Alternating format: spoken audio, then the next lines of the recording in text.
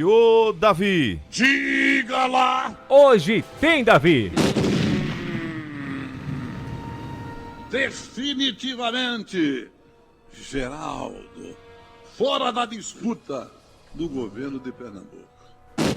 É bomba. Candidato do PDT se anima com a aproximação de uma mulher. Quem? De Marina. Abraçando o Eduardo Carvalho por aqui, dizendo que há 22 dias sem ouvir os comentários do Davi. É muito tempo. É que bomba. bom, né? Que a gente está voltando. Valeu, Eduardo. Um abraço na sua filha, na nossa doutora, não é? Um grande abraço para ela. Givaldo Bado, alô, Givaldo Bado, ligado com a gente. E eu tenho certeza que quem ouviu ontem a internet pelo meu Facebook, com certeza hoje não tem problema, né? Mas se quiser, mande dizer a mim, acho que não tem. Mas ontem realmente estava com excesso de volume, não é? Mas hoje eu acho que está tudo tranquilo. Vamos à bomba? Vamos embora? Abraçar aqui Everaldo Ferreira, Ivanildo Baresi e Ivan da Boa Vista. Muito bem. Bom, a questão geral do Júlio, a gente vinha dizendo há bastante tempo. Diante das complicações, das acusações que estavam e ainda continuam sendo feitas em relação ao governo de Geraldo Júlio, principalmente nessa questão da pandemia, na utilização do dinheiro do governo federal para socorrer as vítimas nessa pandemia e outras coisas mais, mas eu acho que esse foco foi o maior, naturalmente que existia sempre aquela ideia de, ora, vamos lançar alguém, mas esse alguém pode nos tirar uma possível permanência do PSB no governo. Então, conversa vem, conversa vai, porque desde o início, muito antes dessas afirmativas, dessas denúncias, todo mundo sabia que o comando seria o governador, o candidato a governador, o Geraldo Júlio, que já saiu da prefeitura do Recife preparado para essa história. Mas aí parece-me que a coisa esquentou nos bastidores, e se porventura isso, na verdade, vem acontecer ou aconteceu, é porque seguramente não seria interessante. Não seria interessante para o PSB a candidatura do Geraldo Júlio, que poderia sofrer um torpedo violento e certamente iria para a derrota, o que seria ruim para o partido, ruim para a Frente Popular.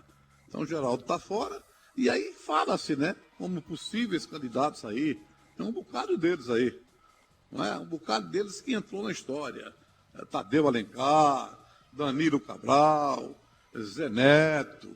Então, entre esses aí, inclusive existe uma briga, não é uma briga, seria, digamos assim, uma indisposição entre Tadeu Alencar e o próprio Danilo Cabral, um falando sobre prepotência, sobre de que, de repente, ele nunca se deu conta de que poderia um dia precisar do coletivo para almejar algo melhor, muito chato, aquelas histórias que sempre aparecem.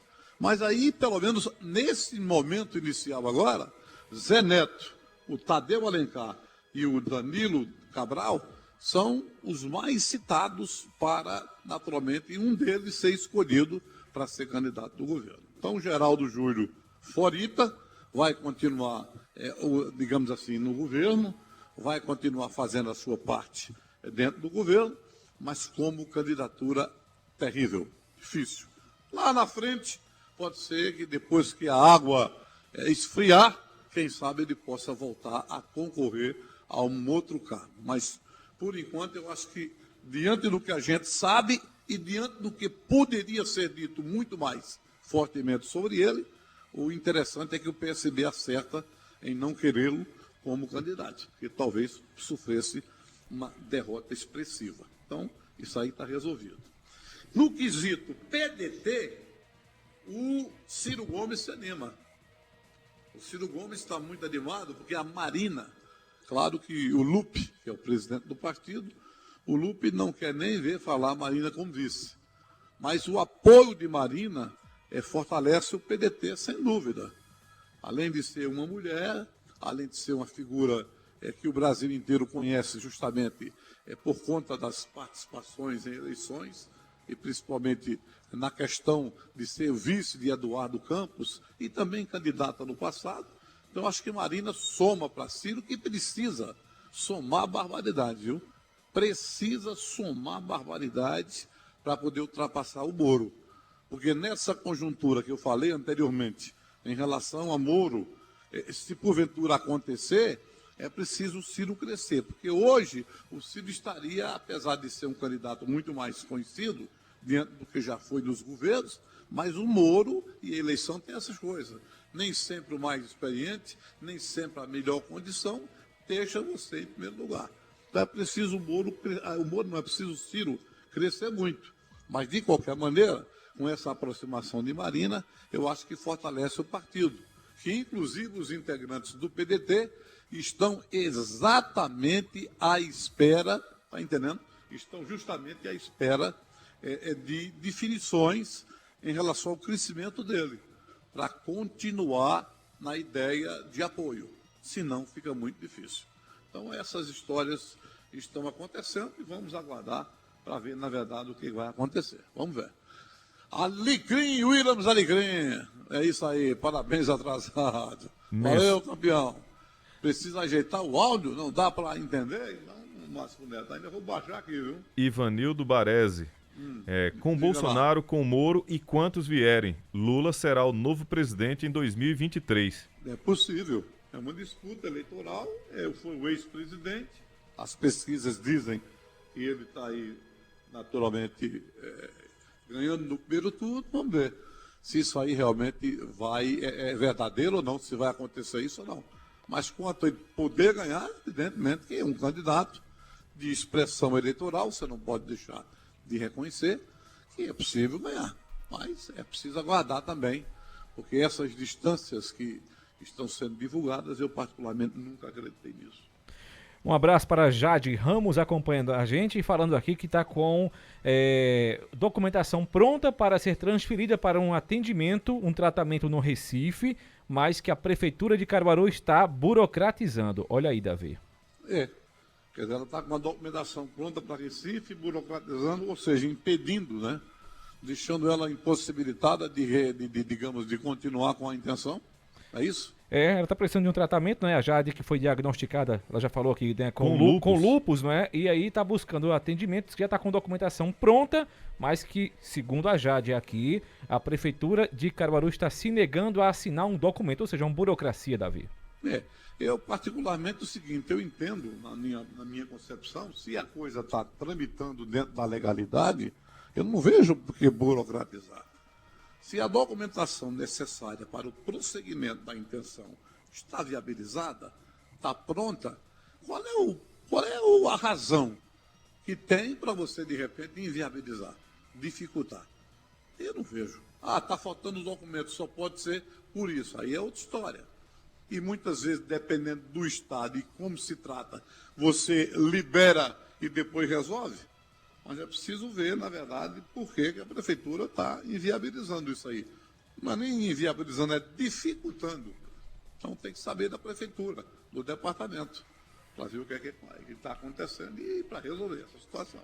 O Ivan do Boa Vista 1 está dizendo boa tarde, vai ser uma disputa boa para ver quem fica no segundo turno entre Moro e Bolsonaro. Não entendi, como é? Ele está dizendo que acha que Moro e Bolsonaro estão disputando para ver quem vai para o segundo turno. E na opinião dele, eu acho que ele acredita que Lula já teria uma vaga lá no segundo turno. Aquela história, você não lembra que eu sempre dizia, na minha concepção, em relação a Lula e Ciro Gomes? Porque Ciro tira voto do Lula, pelo menos é o que a gente imagina.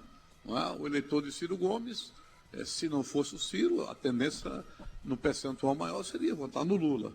Então, quando a gente colocava que Bolsonaro estaria garantido, é porque ainda não tinha uma pessoa como Sérgio Moro dentro da chapa. O que, teoricamente, a gente tem o mesmo raciocínio. A pessoa de Sérgio Moro, quem vota em Sérgio Moro, esse não votaria em Lula. Na minha opinião, a grande maioria, ou vota em Bolsonaro ou vota branco nulo. Mas não votaria no Lula. Né? Mas eu acredito, na minha concepção, que apesar da gente ainda está distante da eleição, mas eu acho que o quadro é esse. Segundo turno, na minha concepção, já disse, vai ter segundo turno.